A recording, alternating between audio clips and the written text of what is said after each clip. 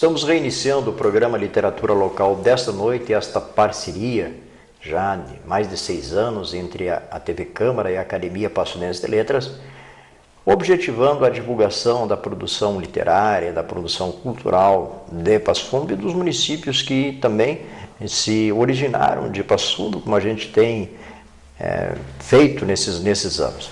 Nessa noite conosco o Nelson Ribeiro, terapeuta holístico, autor do livro Chaves para a Harmonia Pessoal.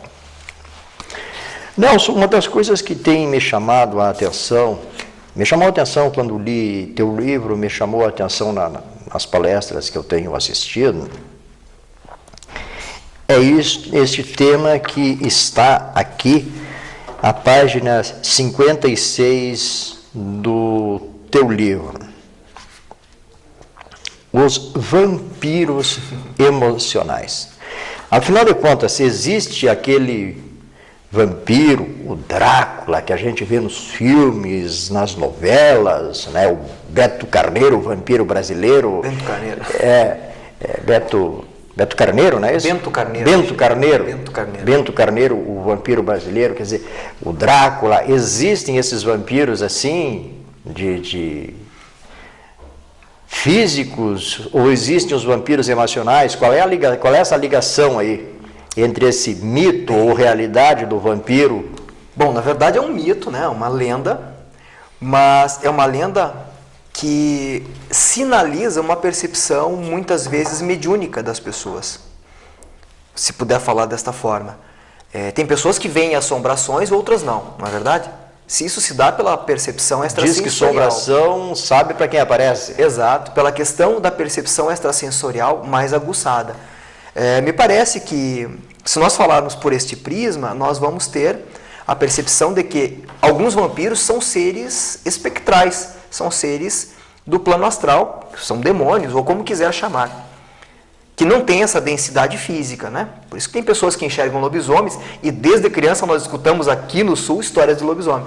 História de pessoas que tinham uma mediunidade não explicada, que perceberam, de forma espectral, alguma energia que se manifestou em formato estranho ou primal, com cara de lobo ou de, enfim, como quiser que seja. Mas os vampiros emocionais que eu falo no livro são essas pessoas que são ligadas às correntes negativas de informações e sentimentos. São aquelas pessoas que entram à tua casa só para reclamar da vida, para reclamar do seu relacionamento, para reclamar do seu trabalho. Quando o sol está forte, reclamam do sol. Quando chove, reclamam da chuva.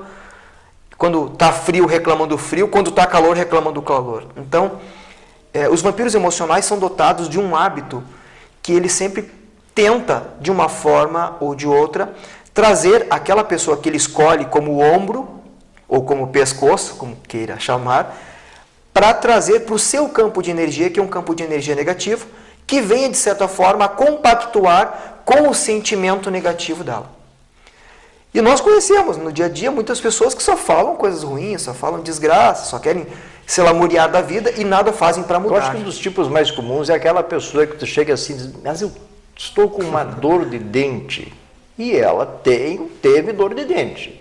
Aí o outro diz, mas eu essa noite, eu jantei, eu acho que não esperei fazer a digestão, dormi muito logo, não passei mal de noite. Pois eu tenho passado mal de noite, quer dizer, tem gente que parece que é um para-raio de doença, para-raio de tragédia, de desgraça. Esotericamente isso é explicado pela lei da ressonância, né?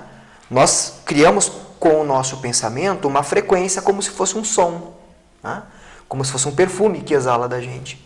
E diga-se de passagem, tem pessoas que fedem por causa do seu nível de energia também. Isso exterioriza na pessoa, né? E nós temos que ter sempre um cuidado com a questão do pensamento e da fala, porque a fala, querendo ou não, ela é um decreto. Muitas vezes você xinga um filho, tem que cuidar muito o que fala, porque você pode ali estar decretando coisas. Assim como um professor pode decretar para um aluno que ele não aprende, que ele é burro, que ele é isso, Você é um burro, você é um imbecil, é um decreto. Você não aprende nada, você é um retardado. Então, isso tem um impacto emocional e espiritual muito profundo na pessoa, marcando muitas vezes, né? Da mesma forma, alunos, esse professor é burro, esse professor é chato, esse professor não sei o quê. Exatamente. Existe também a lei da ressonância, né? Que nada acontece com a gente que a gente não tenha, de uma certa forma, permitido que acontecesse, seja por uma falha, seja por não se expressar da forma correta, com a qual você deveria ter se expressado. Porque nós somos seres limitados também. E aquele que escuta também sofre disso, né? Então, nós somos todos seres limitados. Aquele que tenta se comunicar e aquele que tenta escutar. Às vezes a pessoa até diz, eu entendi, mas no fundo ela não entendeu.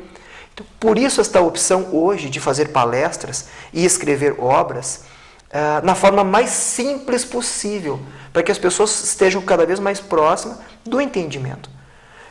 Com a evolução da digitalização e também essa era de informática, nós temos tudo mastigado na internet. Os filhos criaram um processo de interesse direcionado. Por exemplo, algumas crianças têm uma dificuldade de se alfabetizar, mas contam em japonês até 30, até 50. Então, são interesses diferentes que permeiam a mente e o desejo, o anseio humano. Então, quanto mais claro nós tentarmos expressar as coisas, melhor vai ser no produto final. Vai ser um grupo maior que vai ter um entendimento e clareza sobre a informação que você desejou. Mas, Nelson, esse processo que nós temos hoje de universalização do conhecimento, os chamados sítios de pesquisa, e o Google é o mais conhecido deles. Quer dizer, Nelson Ribeiro. Você vai lá na internet e localiza a fotografia do Nelson e de outros Nelson Ribeiro, né? Exatamente. Seguramente tem Nelson Ribeiro do bem e vai encontrar Nelson Ribeiro do mal lá. Porque Nelson é um nome comum, Ribeiro tem em toda parte, e agora estão transbordando com as cheias até. É verdade. Né? Então, essa questão da universalização do conhecimento, que era uma preocupação clássica dos esotéricos, e hoje não existe mais conhecimento secreto. Exato. Hoje está tudo revelado. Aí você quer saber sobre grupos que alguns anos atrás tinham seus conhecimentos guardados a 7 chaves, hoje esses conhecimentos estão todos, ou praticamente todos, à disposição do mundo todo aí. Quer dizer, essa